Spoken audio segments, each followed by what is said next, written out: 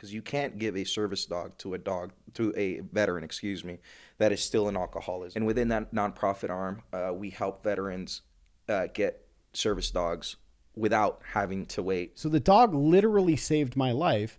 I saved hers because Yeah. I picked her up from the kennel 10 minutes before they were going to put her down. The dogs get us back into that mindset where it's like, I have a mission.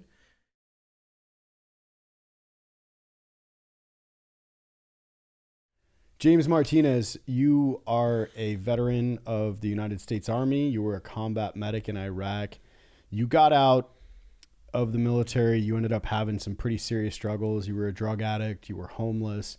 You turned that around. You started working kind of a corporate job, making really good money within just a couple years, climbing that ladder. You were blessed by being fired. You took that. You did not surrender. You decided instead, this is the path that I'm supposed to be on. You took all your savings, you invested it into your business. Yep.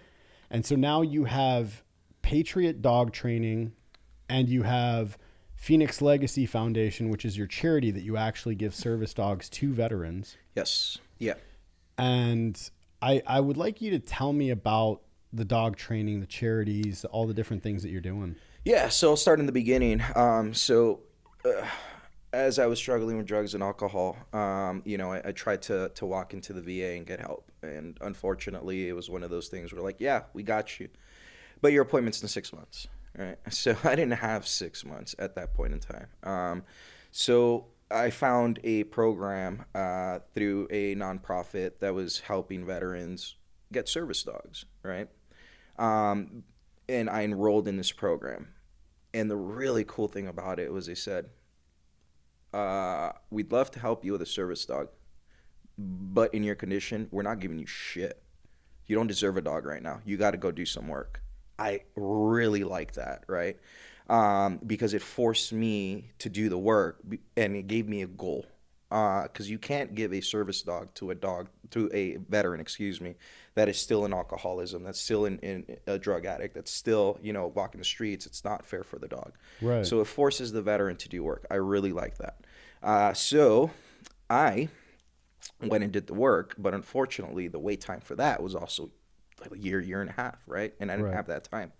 So what I did is I went in and picked up a leash. I already had my dog. And I said, I'm going to figure this shit out, right? And I did. And I did my research. I put in the time. I put in the effort. And I trained this dog from beginning to end to be a wonderful service dog. It was my service dog previous to the dog that I have here now. Her name was Delta.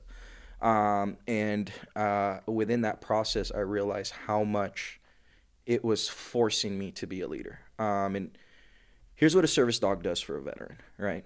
A service dog isn't to make you feel better about yourself. It isn't to coddle you. It isn't to, it isn't a shoulder to cry on. What a service dog does for a veteran is it forces them into their leadership role, right? So this dog here, Storm, right underneath me, there is zero shot that she's going to work for me out in public if I leave the house like this. I feel sorry for myself. I have PTSD. I have anxiety. This dog is going to take advantage of my weakness. It's what dogs do, right? So what the dog made me do was it made me live in my leadership mindset. Because if I want to leave the house and I want to take this dog with me, I have to put all that depression, all that anxiety, all that shit that I have in my heart, I have to put it in my back pocket, because that's what this dog deserves from me. This dog deserves leadership. So in finding all that out, I was like, man, this is a way better avenue of approach to take than the corporation that treatment had become, right? Yeah. Because I'm telling veterans, hey, I want to help you, but you have to get your shit together first, right? And then once they do that, then I give them a mission. Once they have a mission, they feel important. Once they feel important, they can start to do all the things that they want to accomplish, right? Because now they're right back in that mindset. So it started with that. And then we just started training dog after dog after dog. And we were just kind of doing it as a side gig at first, myself and my wife. And then, like you said, I was blessed enough to get fired from my high-paying job. And I was forced to make this dream come true. So in that, what we've done is we've created a nonprofit arm, and within that nonprofit arm, we help veterans get service dogs without having to wait stupid amount of time, right? Right. So what we do is we identify and find a dog that has had a really shitty life, right? So the last dog, named was Sasha, that we had, spent a couple of years in a kennel, literally in a kennel, a couple of years outside in the heat, in the rain. It didn't matter. This dog was in a kennel. Um, so this dog lived a very crappy life for 2 years. To be able to train that dog and help her get to a place where she wants to help another human that has also had a really hard life. You just create these fireworks that I can't even describe, right? You have a dog that needs a human, you have a human that needs a dog. And to put those two entities together, it's just one of the best feelings that I've ever had, right? So I took that feeling and I ran with it. So through our nonprofit, what we do is we raise money to be able to adopt and train the service dog, and then we pair them with a veteran that's going to work best for the dog, right? So we do that at least 2 or 3 times a year. It just depends on funding. And if you guys want to help out, if you guys go to GoFundMe, look up Patriot Dog Trainer, Phoenix Legacy Foundation. We just started the new GoFundMe for the next service dog giveaway. So every single time I have enough overhead or I have enough money to cover overhead, that's all we're asking for. We're going to shoot out a service dog and we're going to do it over and over and over and over and over until mission complete. And that was actually how I met you. So I lost my service dog at the end of last year. We had to put her down because she had cancer. And the picture of Stormy was the one that was posted from the news article. Yeah. My stepmom on the other side of the country thought it was a picture of my dog and clicked on the article and was like, oh my gosh, they're in Arizona. They're doing this thing where they give away service dogs. And so I put in my application for it. I ended up meeting you and your wife, and we went to the event. And what I have to say is we did not get the dog. And I was bummed. I was like, oh, but okay, all right. I thought I connected. But you made an extremely important point, which was it wasn't about whether the dog connected with me. It was about whether that veteran who ended up winning Sasha, if you will, was that man lit up the moment that he got in that into that caged off area. Yeah. And, I was like, oh, she was leaning on me and she barked when I got out. That's going to be my dog. Yeah. But then I saw it from your lens and I was like, you're right. It's not about the dog. It's about the vet that man it came is. to life. The reason why you and the 4 other people were picked to be there, and you will be the next 4 that we do this mission for, is because you guys have put in the fucking work. You've put in the work. You've gotten to this place where you can handle a dog. You can put your shit in your back pocket. You can provide leadership, right? So for anyone out there that, is aspiring to get a service dog or wants to train one up or wants to do all those things, you have to do work first. There is no other way. You have to get your shit together because you cannot lead this animal if you don't, right? So it's a good opportunity to have people put a little bit of skin in the game as well. Right. Right? Because I'm not here to give veterans a hand down, right? Right. I want to give them a hand up. I want to say, hey, let's build you up and let's get you out of your shit, right? As opposed to, hey, I'm going to coddle you like I was coddled for such a long time. Right. So for you guys to have put in the work, it matters. And it'll also matter in the long-term outcome that you have. You're putting in the work, and because you're putting in the work, we made this connection together. We're sitting across from each other. If you and I would have never put in that work, we wouldn't be sitting here right now. Right. And that's why it's important. And I reading the article, because I think it was on ABC 15. Yeah. Reading the article, I was just like, what this guy is doing is absolutely amazing. your come from, like the reason that you're doing it, is also amazing. I didn't know that about your service dog and them telling you, you know, you have to step it up, and that the dog, you know, meant so much to you that you had to go out and be a leader every day. I showed you that picture of me when we were off air of me being extremely overweight. So right after I took that picture was when I got my service dog. Look at you now. Thank you. And I was circling the drain because I was undiagnosed diabetic. I had all of the symptoms of severe depression except for the actual chemical imbalance of the depression. I didn't have any energy. I didn't want to go anywhere. And then all of a sudden, somebody calls me and they go, "Hey, I have the perfect dog for you, for your service dog." And I was like, all right, rush over there, adopt her. Saved my life, because then at least a couple times a day, I had to leave my house and take her outside. And because I was spending 4, 5, 6 days inside of my house without leaving. I get the dog. Now I'm forced to take her out.